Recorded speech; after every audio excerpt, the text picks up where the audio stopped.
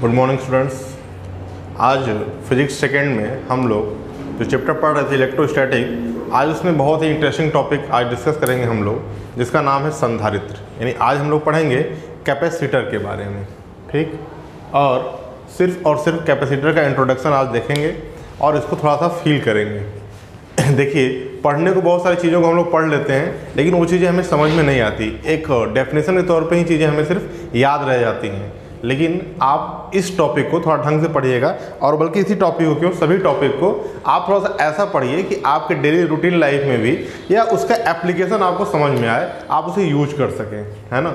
और स्पेशली जो electrical branch के स्टूडेंट हैं, कैपेसिटर, रजिस्टर, इंडक्टर, इनका यूज मतलब जब तक वो ब्रांच में है और इसके बाद भी हमेशा लगा रहता है। और पहले तो आप डेफिनेशन याद कर लेते हैं और बाद में चीज़ों को उसके यूज करने से आप उसे समझ जाते हैं, लेकिन एक्चुअल में वो कैसे उसकी वर्किंग होती है, क्या फंक्शनिंग होती है, इसको हम नहीं समझ पाते। तो आइए देखते हैं कैपेसिटर। हिंदी में से कहते हैं संधारित्र। मैं बार बार इसी वर्ड्स का यूज करूंगा और आप इसे हिंदी इंग्लिश दोनों में कैपेसिटर के नाम से ही जानिए। इसके नाम से देखिए जाहिर है कि कैपेसिटर यानी कुछ न कुछ क्या करता होगा, कैपेबल मतलब कुछ न कुछ रखता होगा अपने पास। तो कैपेसिटर को देखा जाए तो इसका जो मेन फंक्शन है वो क्या है, स्टोर द इलेक्ट्रिकल एनर्जी,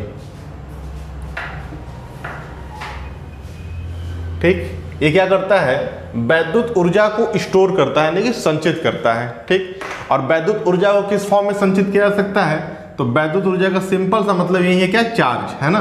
तो आप इसे ऐसे भी लिख सकते हैं, it's store the electric charge, electric charge, ठीक। यह क्या करता है, वैद्युत ऊर्जा को संचित करता है। लेकिन क्यों करता है, प्रश्न ये आता है। तो आप देखिए, जितने भी इलेक्ट्रिकल डिवाइस होते हैं, है ना, जितने भी इलेक्ट्रिकल डिवाइस होते हैं,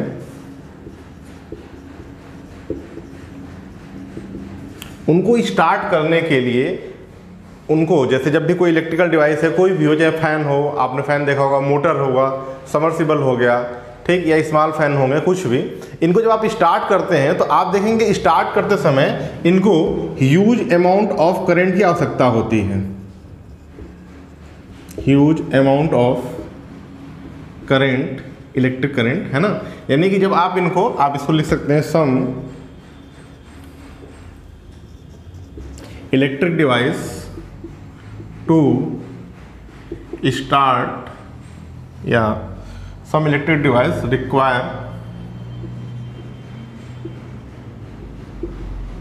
requires huge amount of current to start them, ठीक।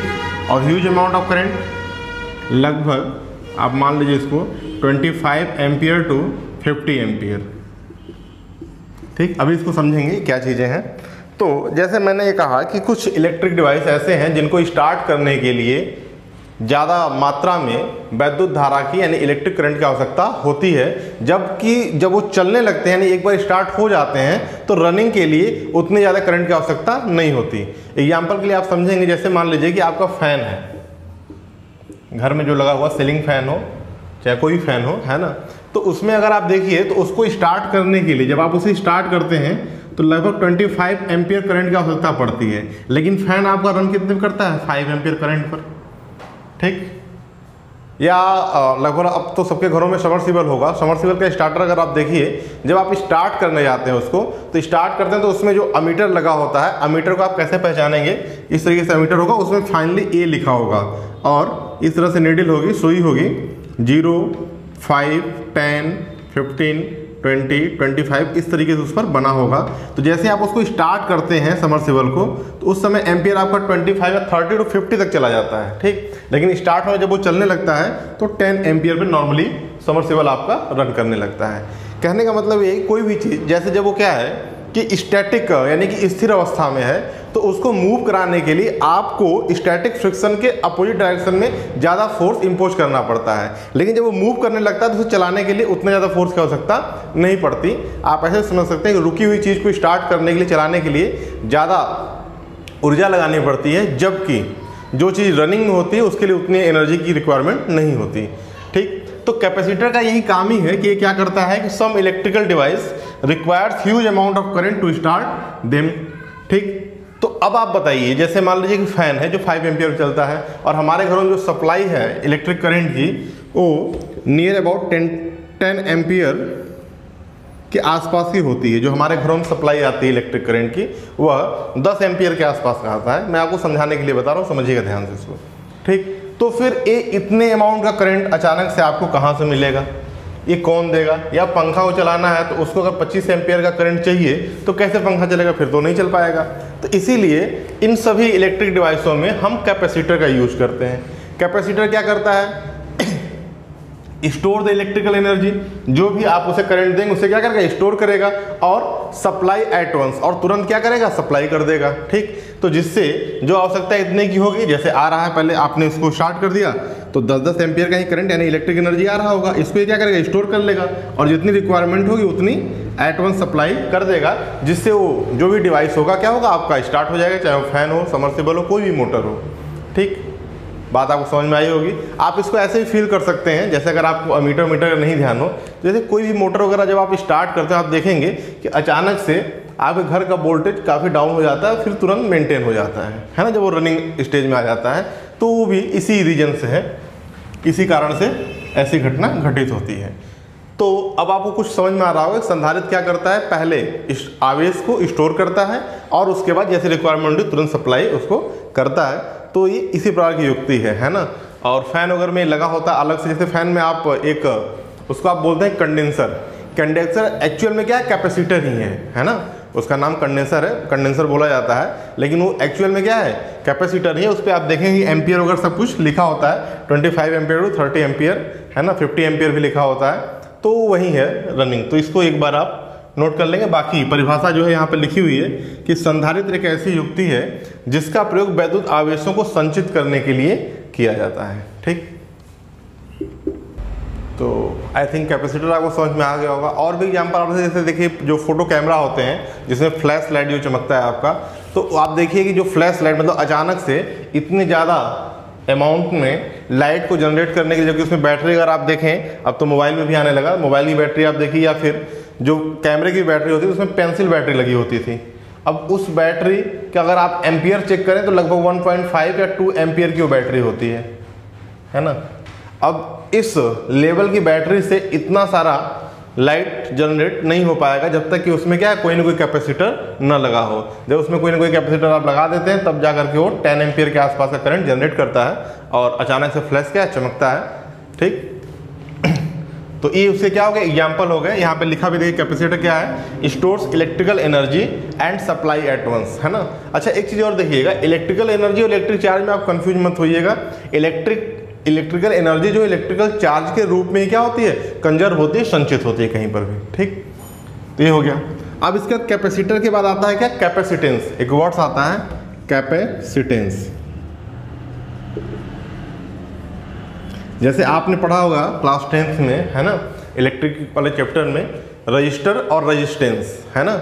उसी तरीके से आप आगे पढ़ेंगे मैग्नेट के चैप्टर में इंडक्टर और इंडक्टेंस। उसी तरीके से कैपेसिटर का क्या होता है, एक प्रॉपर्टी होती है कैपेसिटेंस। इसको हम किससे लिखते हैं, सी से लिखते हैं, और इसका जो फॉर्मूला होता है C = Q/V। ठीक, C = Q/V।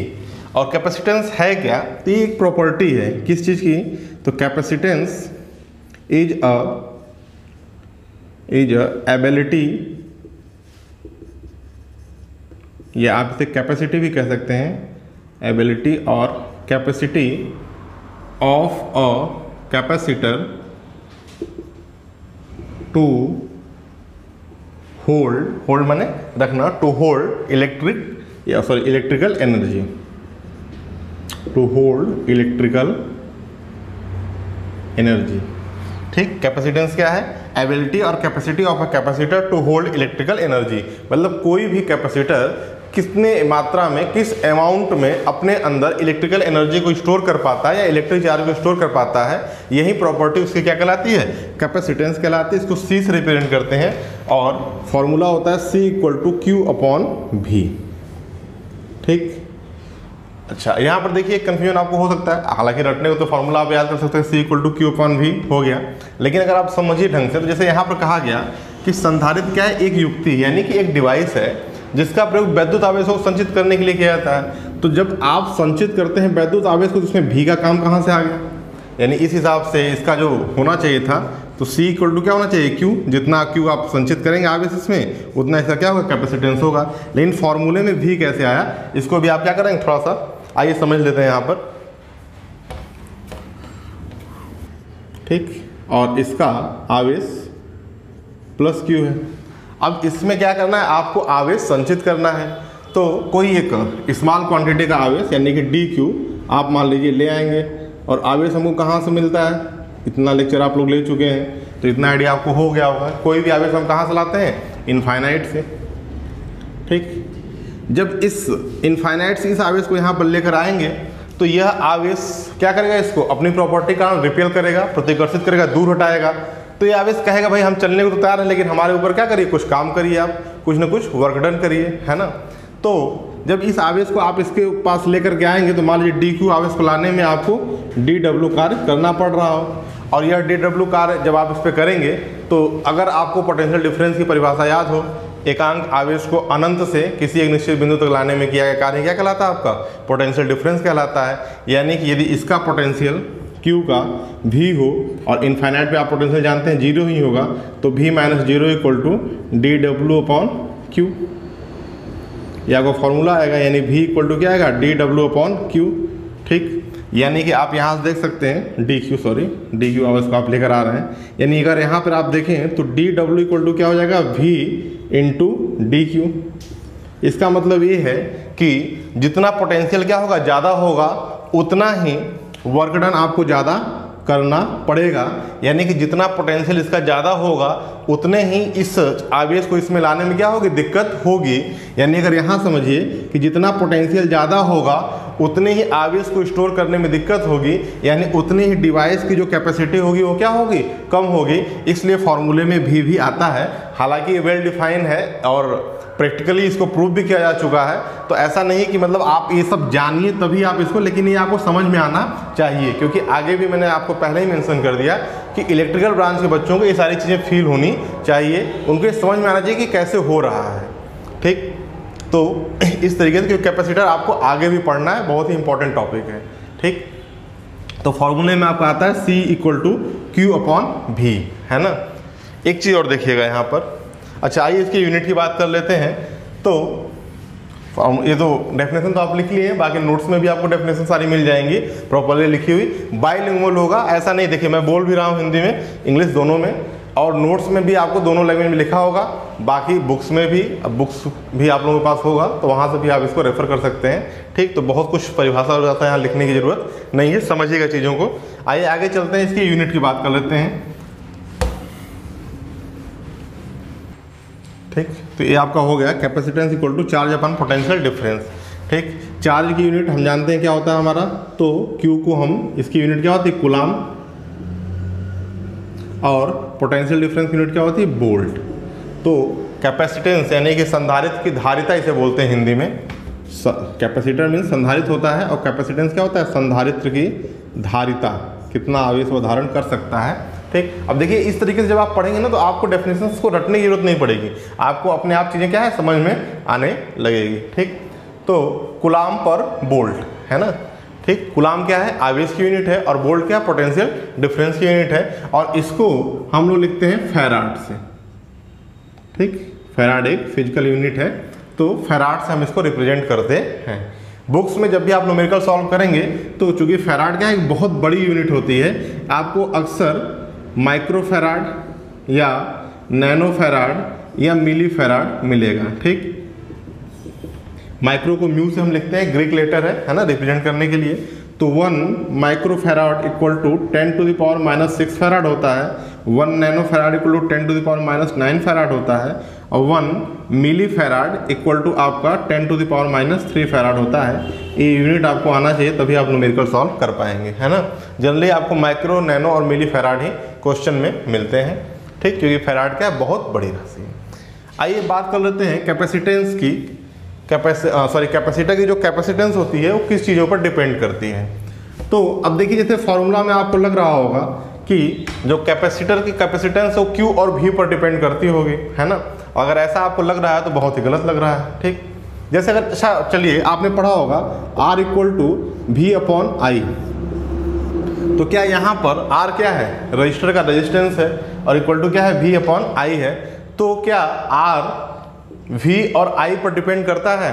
और यदि आपको ऐसा लगता है कि हाँ, तो इसका मतलब कि अभी आपको पढ़ने की आवश्यकता है, और वीडियो को पॉज करिए, क्लास 10 की बुक उठाइए, वहाँ पर ओम्स लॉ को जाकर के पढ़िए, ठीक। तब आपको मालूम चलेगा ये जो R है ये क्या है, ये प्रॉपर्टीज ऑफ द वायर होता है, यानी कि जो भी रजिस्टर होता है उसकी प्रॉपर्टी होती है जो किस पर डिपेंड करती है, R equal to row L/A, जो उस प्रतिरोध के, है ना, प्रतिरोधकता पर, उसकी लेंथ पर और उसके एरिया पर डिपेंड करती है, न कि V और I पर।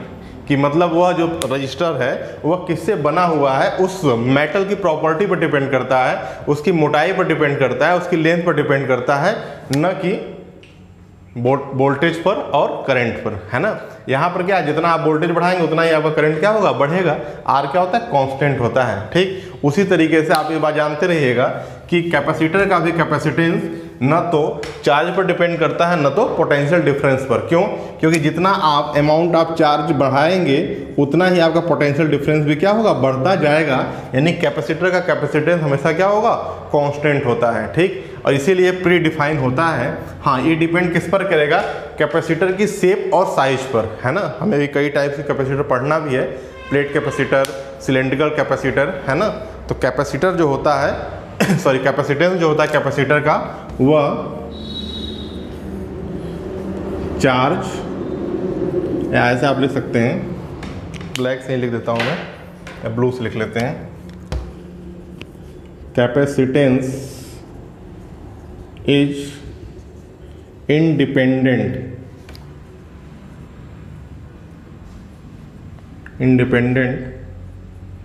चार्ज एंड पोटेंशियल डिफरेंस, ठीक। जो कैपेसिटेंस होता है किसी भी कैपेसिटर का, वो आवेश और विभवांतर पर निर्भर नहीं करता है, ठीक। It's depends